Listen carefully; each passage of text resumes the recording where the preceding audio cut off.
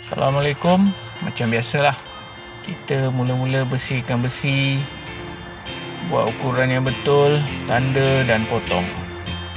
Video kali ini adalah log kerja untuk membina rak untuk mesin basuh.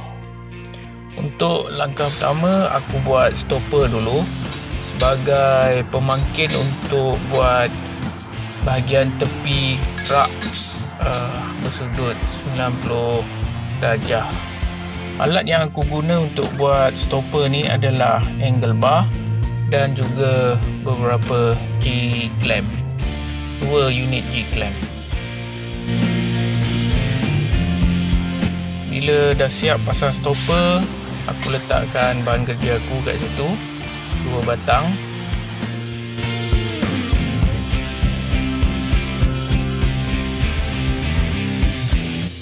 Dan ikat bahan kerja tu.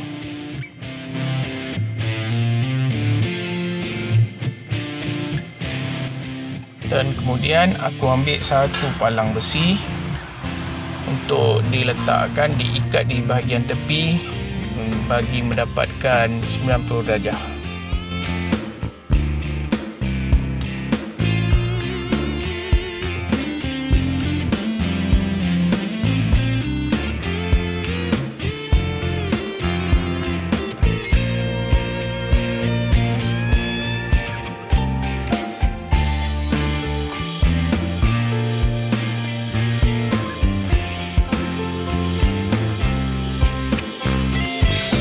Okey, bila dah dapat 90 darjah tu, jadi stopper kita boleh buka lah yang kita pasang awal-awal tadi tu. Sekarang ni dia dah pun berukuran 90 darjah tepat. Untuk bahagian tengah aku buat palang macam biasalah, kita setkan dia untuk dapatkan 90 darjah dan kemudian kita weld bila dah siap ikat semua barang bahan kerja. Bila dah siap welding, dah siap kimpal, kita buka semua G-clamp dan inilah hasilnya bahagian tepi rak untuk mesin basuh. Okey, bila dah siap bahagian rak tepi ni, apa yang diperlukan sekarang ialah aku nak cantumkan kedua belah bahagian tepi rak ni dengan satu palang. Palang ni panjang, dia tak tertampung oleh meja kerja aku, jadi aku terpaksa setkan extended version untuk keluasan meja ni. Jadi aku tambahkan satu palang dengan mengikat palang yang baru pada meja kerja. Ikat guna G-clamp.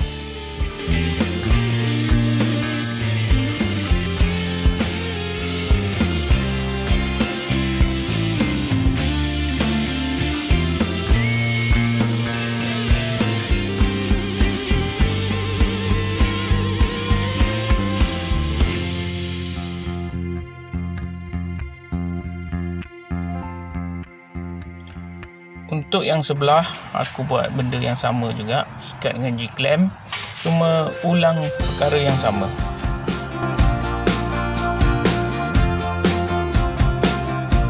Bila dah tambah palang, bolehlah letak bahagian tepi yang telah disiapkan tadi tu kan. Kemudian kita ikat lah. Untuk menghubungkan dua bahagian tepi ni, aku akan kimpal satu palang di antara dua bahagian tepi ni. Atau cara dia sama je, aku gunakan set square untuk dapatkan sudut 90 darjah. Bila dah dapat tu, aku ikat.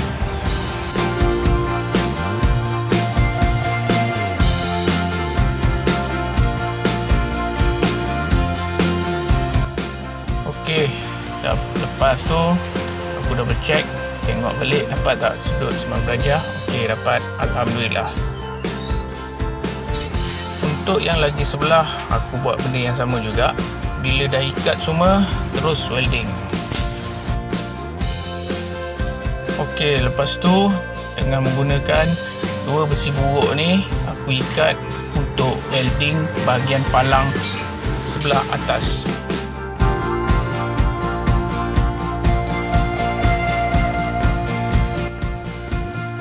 Okey, ambil palang, kemudian aku letak dan aku periksa setkan dia, dapatkan 90 darjah sudut tepat.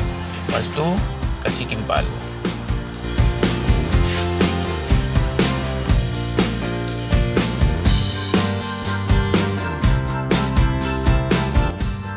Alhamdulillah dah siap kimpal. Kita buka G-clamp dan kita tengok apa hasil dia.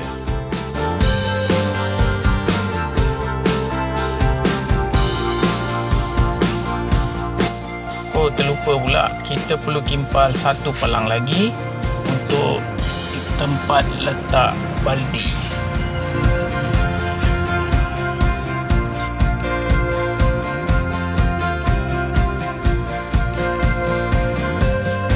Jadi beginilah rupanya lebih kurang. Welding semua dah siap. Jadi sekarang tinggal nak cat je. Aku pun terus pakai cat minyak je, tak spray pun. Malas nak spray. Sebab lagi satu, ini adalah produk yang jenis bajet sikit. Jadi tak perlu cantik-cantik pun tak apa, janji nampak asak. Bila cat dah kering, aku pun hantar pada pengguna. Jadi lebih kurang beginilah hasil dia. Semoga video ini ada manfaat, dan sampai di sini saja untuk perkongsian aku. Assalamualaikum, semoga kita berjumpa di video akan datang.